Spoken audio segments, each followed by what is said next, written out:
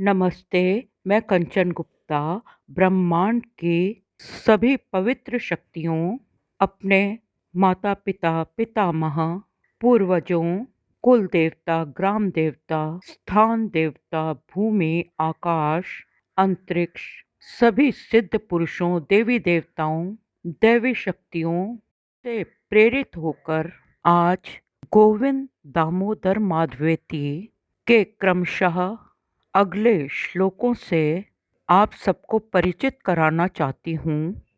वो श्लोक अति सुंदर हैं, जैसे गृहे गृहे गोपवधू समूहा प्रतिषण्णं पिञ्जरसारिकाणां स्खलदगिरं वाचितुं प्रवृत्तो गोविन्ददामोदरमाधवेति पर्यङ्किकाभाजमलं कुमारं प्रस्वापयन्तो अखिलगोपकन्या जगुः प्रबन्धं स्वरतालबन्धं गोविन्ददामोदरमाधवेति रामानुजं वीक्षन् केलिलोलं गोपीगृहीत्वा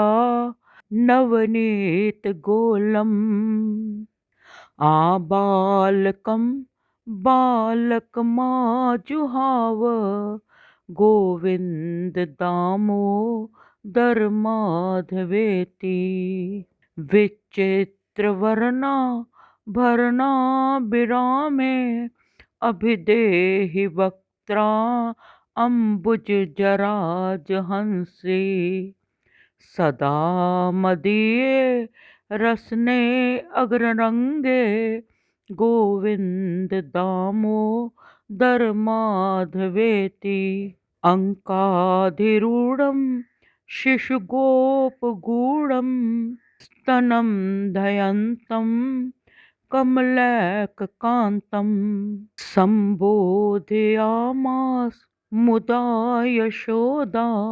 गोविन्ददामोदरमाधवेति। अब आप इन 5 श्लोकों का अर्थ सुनेंगे। जो सच्चा भक्त है, साधक है, गोपियां थी, उन्होंने भगवान को पा लिया, कृष्ण के साथ एकाकार हो गईं। वो भक्त बहुत शास्त्रों के ज्ञाता नहीं थे, परंतु हर समय अपने ईश्वर का ध्यान करते थे, मनन करते थे और साथ साथ अपने कर्म भी करते थे। मुख में राम हो और हाथों में काम हो तो एक साथ भक्ति और कारज दोनों होते हैं। पर्वत की गुफाओं में, जंगल बनों में जाकर तपस्या का वो महत्व नहीं जो एक गृहस्थ जीवन को मर्यादा में चलाकर मनुष्य आसानी से ईश्वर को प्राप्त करता है। कबीर दास, रैदास, गुरु नानक सभी तो गृहस्थ थे। तपस्वियों को, हजारों बरस तप करने वालों को वो फल नहीं मिलता जो कि एक गृहस्थ को अपने कर्म करके और साथ में भगवान भजन करते हुए, भगवान का नाम लेते हुए कर्म करने का फल मिलता है। प्रत्येक घर में गोपियां पिंजरों में पाली हुई अपनी मैना और शुक तोतों को गोविंद दामोदर नाम रटवाती थीं।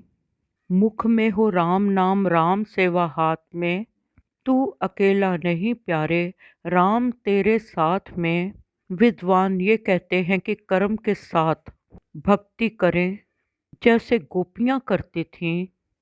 बच्चों को उनके पालने में लाती हुई गोपियां निरंतर गोविंद दामोदर माधवेती का स्वर ताल से गान करती थीं।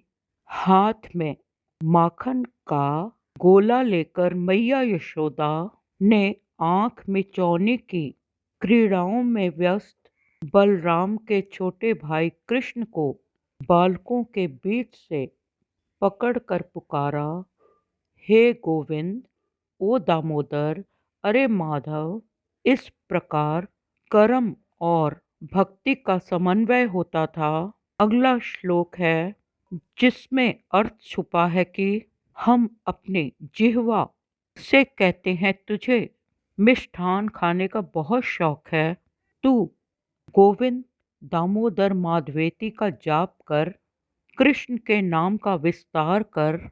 जिह्वा की शक्ति की सफलता तब है जब वह ईश्वर का नाम उच्चारे, अन्यथा।